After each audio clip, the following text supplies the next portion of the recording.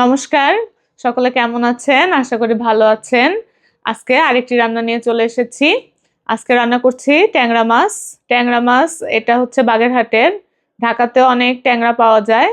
তবে এটা হচ্ছে বাগেরহাট, সাতক্ষীরা, খুলনা ওইদিকেই বেশি পাওয়া যায়, ঘেরে পাওয়া যায়। আমি আজকে ট্যাংরা মাছের রান্না করছি তেলে ঝালে। চলেন দেখি কেমন হয় রান্নাটা।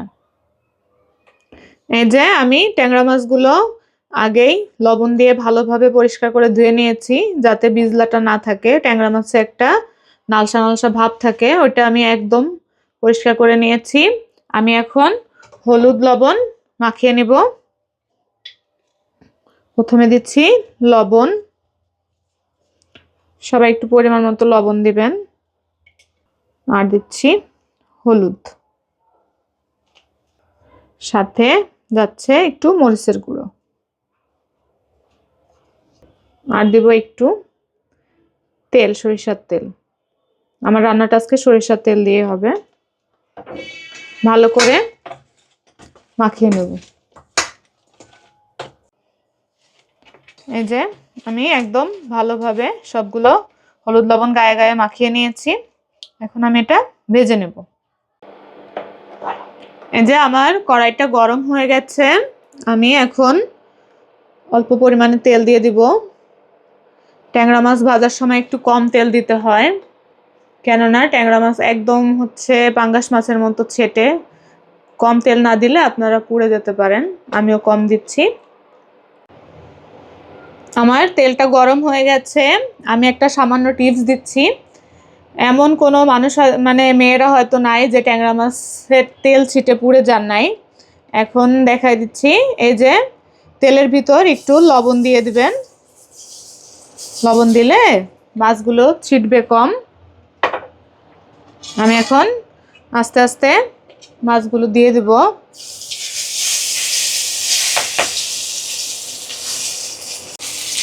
এই যে সাবধানে দিবেন, মাছটা দিয়েই উল্টিয়ে দিবেন, দিয়ে সাইডে উঠিয়ে দিলে আর গায়ে ছিটবে না। এইভাবে সবগুলো মাছ আমি ভেজে নেব। এই যে আমি মাছগুলো ভাজতে দিয়ে দিয়েছি। ভাজাটা হতে হতে আমি মশলাটা করে নিই। মাছের যে মশলাটা দিব ওইটা করে নিচ্ছি। আমি আদা, রসুন আর পেঁয়াজ একসাথে ব্লেন্ড করে নেব। আজকে আর পাটায় বাটছি না, আমি ব্লেন্ডারে একসাথে সব ব্লেন্ড করে নেব। এখানে পেঁয়াজের পরিমাণ একটু কম আছে, পেঁয়াজ কুচানো পেঁয়াজও দিব, এই কারণে কম নিয়েছি।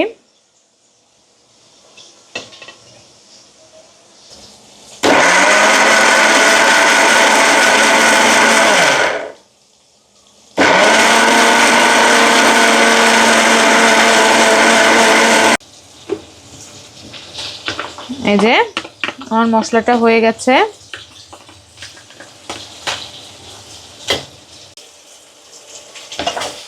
আমার আদা রসুনের সঙ্গে আর লাগবে, এখানে দিচ্ছি 1 চামচ ধনে গুঁড়া, 1 চামচ জিরের গুঁড়া, আর লাগছে মরিচের গুঁড়া, 1 চামচ মরিচের গুঁড়া। 1 চামচের একটু বেশি লাগবে, আমার মাছগুলো একটু বেশি, যার যার পরিমাণ মতো দিয়ে দিবেন। আমি এখন এটা একটু জল দিয়ে ভিজিয়ে রাখবো, তাহলে রান্নাতে অনেক সুবিধা হয়। আপনারাও এটা করে দেখতে পারেন, এটা করলে অনেক মজা হয় রান্না। এই যে জল দেওয়ার পর এমন হয়েছে। এখানে আছে ধনে, জিরে আর মরিচের গুঁড়া। এমনভাবে করবেন, যাদের অনেক সময় তো গুঁড়ো দিয়ে রান্না করতে হয়, বাটা সম্ভব হয় না। এভাবে করলে রান্না অনেক মজা হয়। এই যে আমার মাছগুলো ভাজা শেষ। একটু কড়া করে ভেজে নিয়েছি ট্যাংরা মাছ যেহেতু। আর একটা কথা বলতে ভুলে গেছি, আপনারা সবাই মাছ ভাজার সময় একটু আঁচটা কম রাখবেন, তাহলেই দেখবেন আর তেল ছিটছে না। আর আমি খেয়াল করছেন হয়তো, আমি মাছটা মাখানোর সময় একটু তেল দিয়ে দিয়েছি, এই কারণে মাছ ভাজার সময়ও তেল কম লাগছে। আর ট্যাংরা মাছ থেকে একটু তেল বের হয়।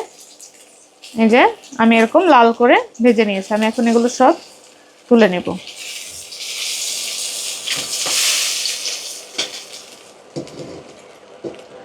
এই যে দেখেন আমি সবগুলোই একটু বেশি লাল করে ভেজে নিয়েছি।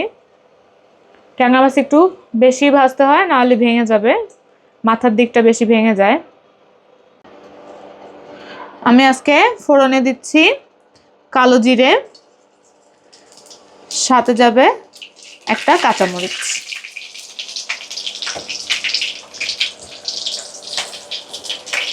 একটু ভাজা হলে আমি এখানে অল্প পরিমাণে পেঁয়াজ কুচি দিব, যেহেতু আমি পেঁয়াজ বেটেও নিয়েছি।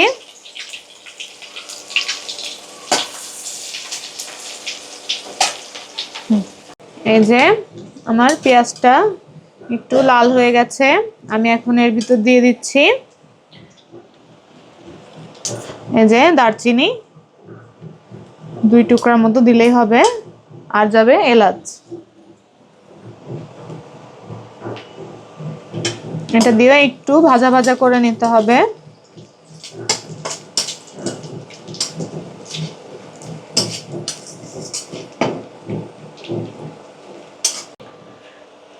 এই যে ভাজা ভাজা হয়ে গেছে, আমি এখন একটু জল দিয়ে দিচ্ছি অন্য মশলা দেওয়ার আগে।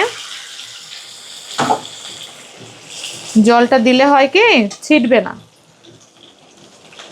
আমি এখন এখানে যে আদা রসুন আর হচ্ছে পেঁয়াজ ব্লেন্ড করে রাখছিলাম এটাই দিয়ে দিলাম।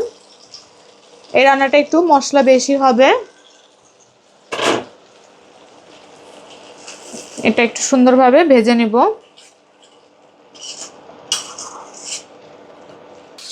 আমার মশলা একটু ভাজা ভাজা হয়ে গেছে, এখন আমি অন্য মশলাগুলো দিয়ে দিচ্ছি।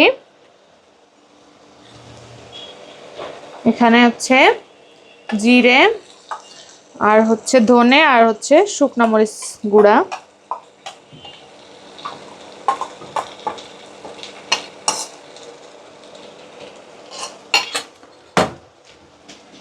আর দিব একটু হলুদ,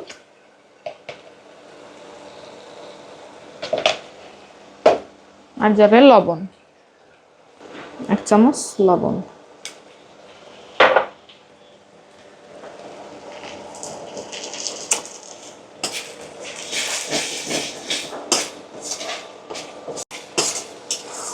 এই যে আমার মশলাটা প্রায় কষানো হয়ে গেছে, আর একটু হলে আমি এর ভিতর টমেটো দিয়ে দিব।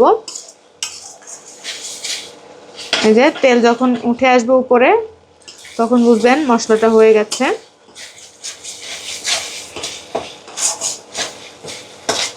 দেখেন তেলটা ছেড়ে দিয়েছে। আমি এখন এটার ভিতরে টমেটো দিয়ে দিব। এই যে আগেই কেটে রেখেছি টমেটোগুলো, টমেটো একটু বেশি যাবে। আর কিছুক্ষণ নাড়াচাড়া করে আমি একটু জল দিয়ে দিব। এটা বেশি ঝোল ঝোল হবে না, একটু গা মাখা হবে।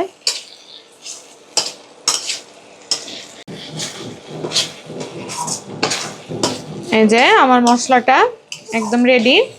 আমি এখন এটার ভিতর একটু জল দেব, জলটা বেশি হবে না, মাছটা একদম একটু কষা কষা হবে। আমি এখন একটু জল দিয়ে দেব।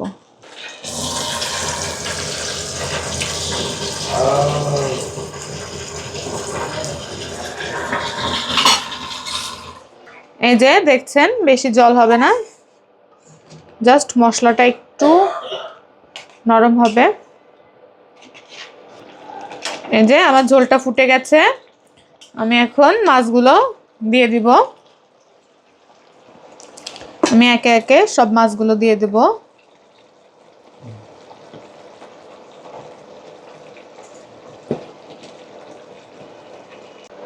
এই যে আমি এখন ভালোভাবে নেড়েচেড়ে মিশিয়ে দিব।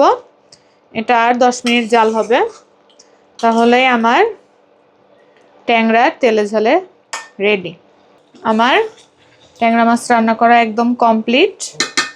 যে দেখবেন যখন উপরে তেল উঠে আসবে তখন হয়ে গেছে। ও আমার আরেকটা জিনিস দেওয়া বাকি, আমি এখানে যেহেতু টমেটো দিয়েছি, স্বাদের জন্য সামান্য একটু চিনি দিয়ে দিব উপর থেকে। টমেটো যেহেতু একটু টক, টক ভাবটা কেটে যাওয়ার জন্য আমি অল্প পরিমাণ একটু চিনি দিয়ে দিলাম। এটা অপশনাল, কেউ দিলে দিতে পারেন, না দিলেও সমস্যা নেই। তবে দেখেন রান্নাটা অনেক মজা হবে আজকে। আমি আস্তে করে সব নামিয়ে নিচ্ছি।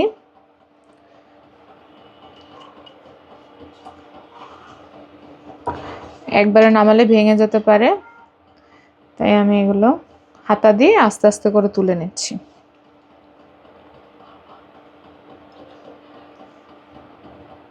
এই যে আমার তেলে ঝালে এবং বেশি মশলায় ট্যাংরা মাছ রান্না শেষ। ট্যাংরা মাছ একটু বেশি মশলাই লাগে, দেখে ভালোই মনে হচ্ছে। আপনারাও চেষ্টা করবেন, এইভাবে রান্না করলে ভালোই হয়। আর সবাই বেশি মশলাই পছন্দ করে, মনে হয় না খারাপ লাগবে সবার। তাহলে বাই।